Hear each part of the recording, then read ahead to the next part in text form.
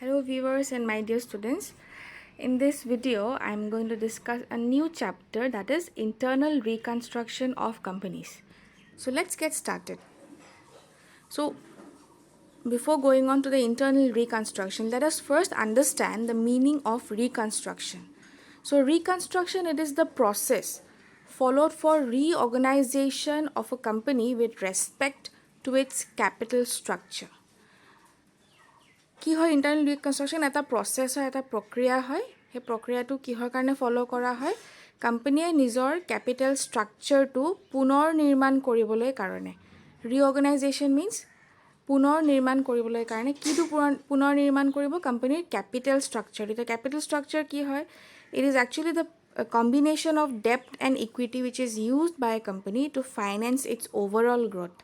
Simply মনত ৰাখিবা, capital structure কি হয়? It is a particular combination of ডেপ্ট, তাৰমানে কোম্পানীৰ যি ধাৰ থাকে, আৰু ইকুইটি, কোম্পানীৰ নিজৰ যোনটো ইকুইটি কেপিটেল থাকে, মূলধন ইকুইটি কেপিটেল যোনটো থাকে, তাৰে এটা কম্বিনেশ্যনক আমি কেপিটেল ষ্ট্ৰাকচাৰ বুলি কওঁ। And it includes the reduction of claim of both the shareholders and the creditors of the company. যেতিয়া company reconstruction কৰে, what happens? It reduces the claims of both the shareholder claimো reduce হৈ যায়, কমি যায়, আৰু creditor claimো companyৰ কমি যায়. It results in reduction of claims of both the shareholder. How it happens, we will be knowing it in a much better and detailed manner when we will be doing the practical sum of this particular chapter. So let's see the next slide. So there are basically two types of reconstruction. The first one is external reconstruction and the second one is internal reconstruction. So in your course, you will have to, in this particular chapter, you will have to understand in details and or do all the practical sums regarding internal reconstruction. So let's see the meaning of external reconstruction first. So external reconstruction, it is a term as applied to a limited company, means the winding up of an existing company and registering itself into a new one after rearrangement of its financial position. Alright, so external reconstruction, এইটো code মানে কোনটো ধৰণৰ কোম্পানীৰ কাৰণে এইটো applicable হ'ব? Limited company, ঠিক আছে। আৰু তাৰমানে কি, এইটো প্ৰচেছটো কেনেকুৱা হ'ব? ৱাইণ্ডিং আপ, তাৰমানে কোম্পানীটো একেবাৰে ক্ল'জ হৈ গ'ল। যেনেকৈ আমি যেতিয়া পাৰ্টনাৰশ্বিপ একাউণ্টছ কৰিছিলোঁ, যেতিয়া এটা কোম্পানী ডিজল্ভ হৈ যায় ন, ক্ল'জ হৈ যায়, এটা কোম্পানী ক্ল'জ হৈ যাব, এটা এক্সিষ্টিং কোম্পানী ক্ল'জ হৈ যাব, আৰু সেই পাৰ্টিকুলাৰ কোম্পানী আকৌ নতুন এটা কোম্পানী ফৰ্ম কৰিব, ঠিক আছে, ৰেজিষ্টাৰ কৰি পেলাই নতুন এটা কোম্পানী ফৰ্ম কৰিব। তাৰ গোটেই ফাইনেন্সিয়েল পজিশ্যনটো আকৌ এবাৰ কি কৰিব? ৰিএৰেঞ্জমেণ্ট কৰিব, আকৌ এবাৰ ৰিএৰেঞ্জ কৰি পেলাই আকৌ এটা নতুন কোম্পানী, সেই এক্সিষ্টিং কোম্পানীটো প্ৰথমতে ডিজল্ভ হৈ যাব। অলৰাইট, তাৰপিছত সেই এক্সিষ্টিং কোম্পানীটো ডিজল্ভ হৈ যোৱাৰ পিছত এটা নতুন কোম্পানী ফৰ্ম কৰিব by registering itself with the registrar of companies. So' this is external reconstruction. Always remember, external reconstruction implies winding up or liquidation বুলিও ক'ব পাৰা, winding up of an existing company. চলি থকা কোম্পানী এটা বন্ধ হ'ব, কোম্পানীটো wind up হ'ব, right? আৰু এইটো approved হ'ব লাগিব. It should be approved by its shareholders and the creditors, and it should be sanctioned by NCLT, which means National Company Law Tribunal. Shareholder আৰু ক্ৰেডিটৰ হোল্ডাৰে এপ্ৰুভ কৰিব লাগিব, আৰু নেশ্যনেল কোম্পানী ল' ট্ৰিবিউনেলে সেইটো বস্তুটো কি কৰিব লাগিব? এপ্ৰুভ কৰিব লাগিব, মানে পাৰ্মিশ্যন দিব লাগিব, নহ'লে কোনো এটা কোম্পানীয়ে এক্সটাৰ্নেল ৰিকনষ্ট্ৰাকশ্যন কৰিব নোৱাৰে। Alright, so' now let's have a look at the meaning of internal reconstruction. এতিয়া ইণ্টাৰনেল ৰিকনষ্ট্ৰাকশ্যন কি হয়? এক্সটাৰ্নেলটো কি হয়? বাহিৰৰ পৰা কোম্পানীটো গোটেই ক্ল'জ হৈ যায়, তাৰপিছত গোটেই ফাইনেন্সিয়েল পজিশ্যন ৰিএৰেঞ্জমেণ্ট, তাৰপিছত আকৌ নতুন কোম্পানী ফৰ্মেশ্যন। ইণ্টাৰনেলত কি হয়? It means a recourse undertaken to make necessary changes in the capital structure of a company without affecting the existence of a company. Yet a recourse, eta mane company eta mane ki kore, it takes a way of help. Recourse means a way of help undertaken to make necessary changes in the capital structure of the company. Capital structure, company junto debt aru equity junto combination thake, hetu hal holoni koribo karone, change কৰিবলৈ কাৰণে কোম্পানীয়ে internal ৰিকনষ্ট্ৰাকশ্যন কৰিবলৈ পাৰে ঠিক আছে চ' whenever the company changes the formation of its capital structure changes the capital structure it means the company is going into internal reconstruction আৰু যেতিয়া কোম্পানীয়ে ইণ্টাৰনেল ৰিকনষ্ট্ৰাকশ্যন কৰে নিজৰ এক্সিষ্টেঞ্চটো কোম্পানীয়ে এফেক্ট নকৰে without affecting the existence of the company মানে আগতে যোনটো কোম্পানী আছিলে সেই কোম্পানীটোৱে থাকিব ইণ্টাৰনেল ৰিকনষ্ট্ৰাকশ্যন কৰাৰ পিছত সেই কোম্পানীটো কেপিটেল ষ্ট্ৰাকচাৰহে সলনি হ'ব কিন্তু কোম্পানীটো সলনি হৈ নাযায় এনেকুৱা নহয় যে কোম্পানীটো ডিজলভ হৈ পেলাই বেলেগ এটা কোম্পানী ফৰ্ম কৰিব তেনেকুৱা নহয় যি কোম্পানী আছে যিকোনো এটা এক্সিষ্টিং কোম্পানীয়ে নিজৰ কেপিটেল ষ্ট্ৰাকচাৰটো ৰিএৰেঞ্জ কৰিব পাৰে by internal reconstruction alright it does not involve winding up of a company that is the most important point you should remember The next one is situations where internal reconstruction is required. The কি ধৰণৰ পৰিস্থিতিত internal reconstructionৰ দৰকাৰ হ'বলৈ পাৰে.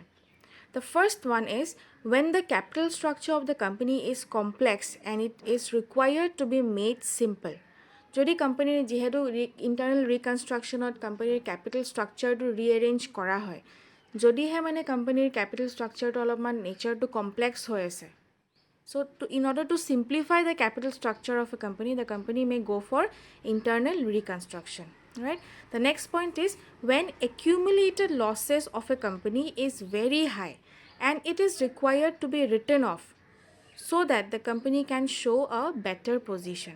যেতিয়া কোম্পানীৰ accumulated loss যদি high হৈ যায় ঠিক আছে আৰু কোম্পানীয়ে ভাবিছে যে এইটো ৰাইট অফ কৰিলে ভাল হ'ব যেতিয়া লছেছবিলাক হাই হৈ যায় and company has an option to write off the accumulated losses so' that ফিউচাৰত কোম্পানীয়ে নিজৰ বেটাৰ পজিশ্যনটো শ্ব' কৰিব পাৰে so' in that case also' internal reconstruction may be required and the next one is when changes is required in the face value of share of a company so' that they become attractive for future investor যদি কোম্পানীয়ে ভাবে কোম্পানীৰ নিজৰ face value শ্বেয়াৰৰ যোনটো face value আমি কুৱেশ্যনত পাওঁ যেতিয়া আমি কৰোঁ শ্বেয়াৰৰ প্ৰতিটো শ্বেয়াৰৰ এটা এটা ফেচ ভেলু থাকে ৰাইট চ' আমি যে পাওঁ equity share of rupees 10 each এই 10 eachটো হ'ল ফেচ ভেলু চ' সেনেকৈ যদি ফেচ ভেলুটো কোম্পানীয়ে যদি চেঞ্জ কৰিবলৈ বিচাৰে তেতিয়া কোম্পানীয়ে ইণ্টাৰনেল ৰিকনষ্ট্ৰাকশ্যন কৰিব পাৰে ফেচ ভেলু চেঞ্জ কৰিবৰ কোম্পানীৰ উদ্দেশ্য হ'ব পাৰে কি কোম্পানীয়ে ফিউচাৰ ইনভেষ্টাৰক এট্ৰেক্ট কৰিবৰ কাৰণে কোম্পানীয়ে নিজৰ ফেচ ভেলুটো অলপমান চেঞ্জ কৰিবলৈ বিচাৰিব পাৰে right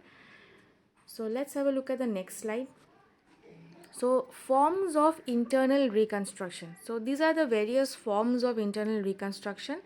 Alteration of share capital.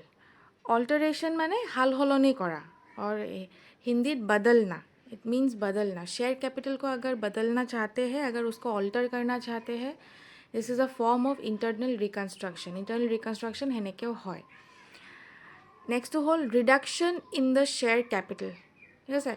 Company নিজৰ share capital reduce কৰি পেলায়ো internal reconstruction কৰিব পাৰে company নিজৰ share capital to সলনি কৰি পেলায়ো alteration কৰি পেলায়ো internal reconstruction কৰিবলৈ পাৰে alright so these are the different forms of internal reconstruction so we will be getting to know all this in a much detailed manner in the following video so I'm just have given a main heading of the forms of internal reconstruction so the first one is alteration of share capital company নিজৰ share capital to হাল সলনি কৰিছে alright the next one is reduction in share capital company নিজৰ share capital to কমাই দিছে আৰু যেতিয়া share capital to কমাব তেতিয়া কোনোবাইটো sacrifice কৰিব লাগিব so the first one is involving sacrifice of shareholders only অকল shareholders এ sacrifice কৰিছে alright অকল shareholders এ sacrifice কৰিছে next reduction in share capital involving sacrifice of shareholders and other stakeholders next to whole আকৌ reduction of share capital কৰিছে কিন্তু তাতে অকল shareholder sacrifice কৰা নাই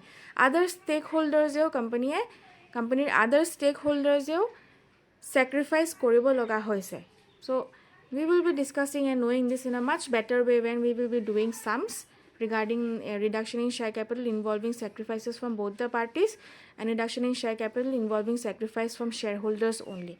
So in this part, you just need to remember that there are 3 forms of internal reconstruction and then let's move on to the next slide. So the first one is alteration of share capital. So a company limited by share can alter the share capital clause of its memorandum of association. Under section 61 subsection 1 of the Companies Act 2013 if the articles of association of the company permits. যদি কোম্পানীৰ article of এছ'চিয়েশ্যনত যদি permission দিয়া আছে যে কোম্পানীয়ে নিজৰ share কেপিটেলটো alter কৰিবলৈ পাৰিব, তেতিয়াহে কোম্পানীয়ে নিজৰ শ্বেয়াৰ কেপিটেলটো অল্টাৰ কৰিব পাৰিব। অলৰাইট, দে কেন, আৰু কোম্পানীৰ শ্বেয়াৰ কেপিটেল ক্লজটো ক'ত থাকে? It is contain in one of the clause of memorandum of association, right? Capital clause, memorandum তোমালোকে জানা যে বিভিন্ন ধৰণৰ ক্লজেছ থাকে, and one of the clause is capital close.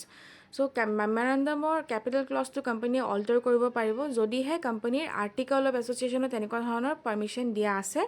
The next one is a resolution to this effect has been passed by the company in the general meeting.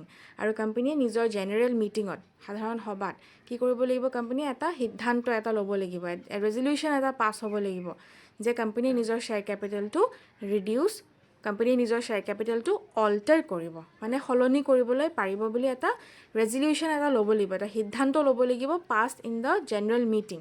সেই সিদ্ধান্তটো general মিটিঙত ইহঁতি ডিছকাছ কৰি পেলাই ৰেজলিউশ্যনটো পাছ হ'ব লাগিব। The next one is ways of alteration of share capital.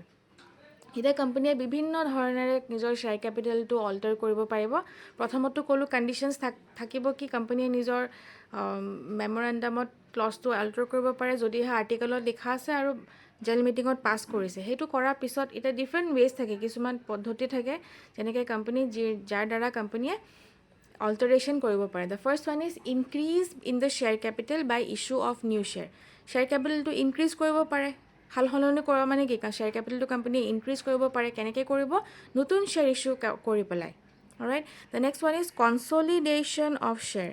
The consolidation means combining a number of things into single. মানে বিভিন্ন ধৰণৰ পাৰ্টছটো আমি যেতিয়া কম্বাইন কৰি দিওঁ সেইটো আমি কনচলিডেট কৰা বুলি কওঁ। এতিয়া কোম্পানীয়ে শ্বেয়াৰৰ কনচলিডেশ্যন কৰি পেলাইও কোম্পানীয়ে নিজৰ শ্বেয়াৰ কেপিটেল অল্টাৰ কৰিব পাৰে। The next one is conversion of share into stock or stock into share. যদি কোম্পানীয়ে নিজৰ শ্বেয়াৰটো ষ্টকলৈ কনভাৰ্ট কৰিছে বা ষ্টকটো যদি কনভাৰ্ট কৰিছে শ্বেয়াৰ্ছলৈ, তেতিয়াও কোম্পানীয়ে this is one of the way of altering the share capital of the company. And the next one is subdivision of share.